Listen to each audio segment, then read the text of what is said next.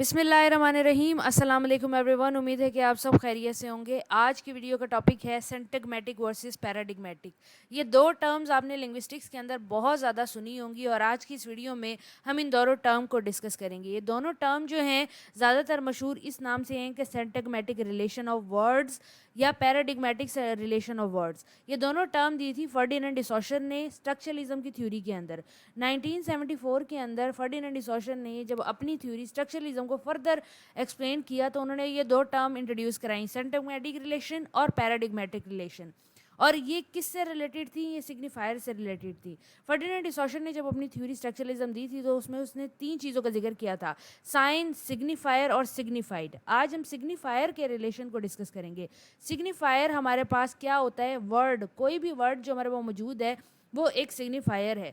For example word tree, TREE, word dog, DOG dog, ये तमाम signifier हैं जो रियल लाइफ के अंदर किसी न किसी ऑब्जेक्ट को हमें बताते हैं कि कौन क्या है। अगर आसान ज़बान में हम समझना चाहें तो सिंटैग्मेटिक रिलेशन और पैराडिग्मेटिक रिलेशन जो सेंटेंस के अंदर वर्ड्स मौजूद होते हैं उनके दरमियान होता है, और सिंटैग्मेटिक रिलेशन जो वर्ड के अंदर मौजूद होता है वो उनकी पोजीशनिंग के अकॉर्डिंग होता है कि सब्जेक्ट पहले आएगा, वर्ब फिर बाद में आएगा और फिर ऑब्जेक्ट आएगा।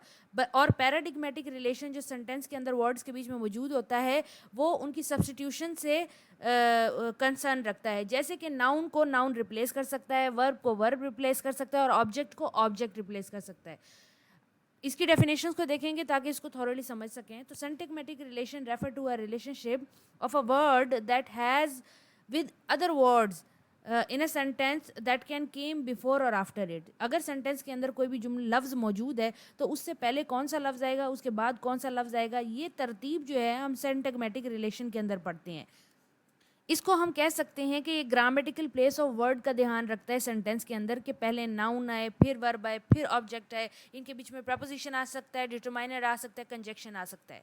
इसके अलावा एक और डेफिनेशन मेरे पास मौजूद है कि syntagmatic relation is a type of semantic relation between words that co-occur in a same sentence और टेक्स्ट। सिंटैग्मेटिक रिलेशन एक ऐसा रिलेशन है जो लफ्ज़ों की तरतीब के साथ साथ उनके मायने का ख्याल रखता है कि वो एक साथ सेंटेंस के अंदर जब अकर हो रहे हैं तो वो तरतीब के साथ अकर हों। एक और डेफिनेशन मेरे पास मौजूद है कि syntagmatic relation with items which occur within the same construction. जब भी हम कोई सेंटेंस कंस्ट्रक्ट करते हैं, जैसे कि for example the cat sat on the mat, अब हमने द मैट अगर हम पहले लगा देंगे सेट ऑन अ कैट तो वो सेंटेंस जो है वो ग्रामेटिकली गलत हो जाएगा। इसीलिए ज़रूरी है कि पहले आर्टिकल आए, फिर आर्टिकल के बाद एक नाउन आएगा, नाउन के बाद वर्ब आएगा, फिर उसके अलावा preposition, again article and then again noun. ये जनरल स्ट्रक्चर होते हैं जिनका ख्याल हम सिंटैग्मेटिक रिलेशन के अंदर रखते हैं। उसके दूसरी तरफ है प्रैग्मेटिक रिलेशन। प्रैग्मेटिक रिलेशन क्या होता है? Pragmatic relation refer to the relationship between the words that are the same parts of speech which can be substituted for each other in same position within a given sentence। एक sentence के अंदर हमें पता है कि पहले noun आया, उसके बाद वर्ब आया और फिर ऑब्जेक्ट आया। नाउन को किसी और नाउन से रिप्लेस कर सकते हैं, फॉर एग्जांपल कैट को कार से कर सकते हैं, कार को मंकी से कर सकते हैं, किसी भी चीज़ से। इसी तरह वर्ब को भी हम सब्सटीट्यूट कर सकते हैं, ऑब्जेक्ट को भी कर सकते हैं। तो ये जो रिलेशन है एक सेंटेंस बनाने का, इसको हम प्रैग्मेटिक कहते हैं। इसके अलावा एक और डेफिनेशन मेरे पास मौजूद है कि pragmatic relation is different type of semantic relation between words that can be substituted with one another in a same category. एक ही सेंटेंस के अंदर, एक ही जुमले के अंदर लफ्ज़ों की सब्सटीट्यूशन जब हम करते हैं ग्रामर की रूह से, कि ग्रामर बिल्कुल ख़राब ना हो या ग्रामेटिकल स्ट्रक्चर ख़राब ना हो, तो वो प्रैग्मेटिक रिलेशन कहलाता है। फॉर एग्जाम्पल मैं आगे आपको ये समझाने की कोशिश करती हूँ। The ridiculous girl fail into the pound. अब इसके अंदर हमें पता है ये आर्टिकल मौजूद है, लेकिन ये रिडिकुलस जो है ये हमारे पास एडजेक्टिव मौजूद है। तो इस एडजेक्टिव को हम किसी भी सब्सटीट्यूटिव वर्ड से सब्सटीट्यूट कर सकते हैं, सिली, फूलिश, फनी, क्रेजी, तो ये सेंटेंस ग्रामेटिकली ठीक रहेगा। इसी तरह जो गर्ल हमारे पास मौजूद है ये हमारे पास एक नाउन मौजूद है, तो इसको भी हम किसी और नाउन से, पर्सन से, वुमेन से, लेडी से, प्रिंसेस से, चाइल्ड से रिप्लेस कर सकते हैं।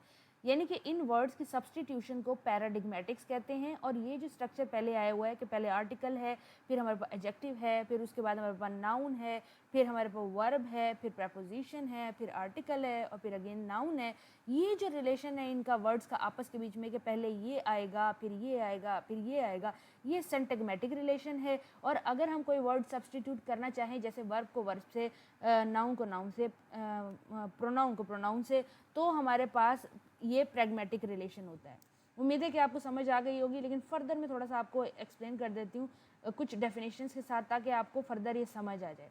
सिंटैग्मेटिक relation is a type of semantic relation, ये अगेन आ रही है, pertaining to a relationship among linguistics elements that occur sequentially in a chain of speech or writing। यानी कि सीक्वेंस, लफ्ज़ों के सीक्वेंस का, तसलसल का ख्याल रखना स्पीच और राइटिंग में हमारे पास सिंटैग्मेटिक के अंदर आता है। जैसे कि ये जुमला हमारे पास मौजूद है, the sun is shining. Shining पहले नहीं आएगा, दा बीच में नहीं आएगा, सन आखिर में नहीं आएगा। तरतीब ही ये बनेगी कि आर्टिकल पहले आएगा, उसके बाद हमारे पास नाउन आएगा, फिर हमारे पास यहाँ पे वर्ब आया है, और फिर हमारे पास एडजेक्टिव आया है। पैराडिग्मेटिक की एक और डेफिनेशन देख लेते हैं कि paradigmatic is a term that describes the substitutional relation that a linguistic unit has with one another. Linguistic unit से मुराद है कोई भी वर्ड अगर किसी वर्ड से सब्सटीट्यूट किया जा सकता है सेंटेंस के अंदर, तो ये पैराडिग्मेटिक्स है। जैसे कि इन सेंटेंसेस के अंदर प्रोनाउन का फ़र्क किया हुआ है, आई, यू, ही, वी, द, बाकी सेम स्ट्रक्चर है। शॉर्ट वीडियो थी, उम्मीद है कि आपको समझ आ गया होगा। इस वीडियो के नोट्स इसी वीडियो के डिस्क्रिप्शन बॉक्स में है। मैं अपने यूट्यूब चैनल पे ऐसी वीडियोस डालती रहती हूँ। उम्मीद है कि आपको ये टॉपिक समझ आ गया होगा। अगली वीडियो तक के लिए अपना ख्याल रखें। अल्लाह हाफ़िज़।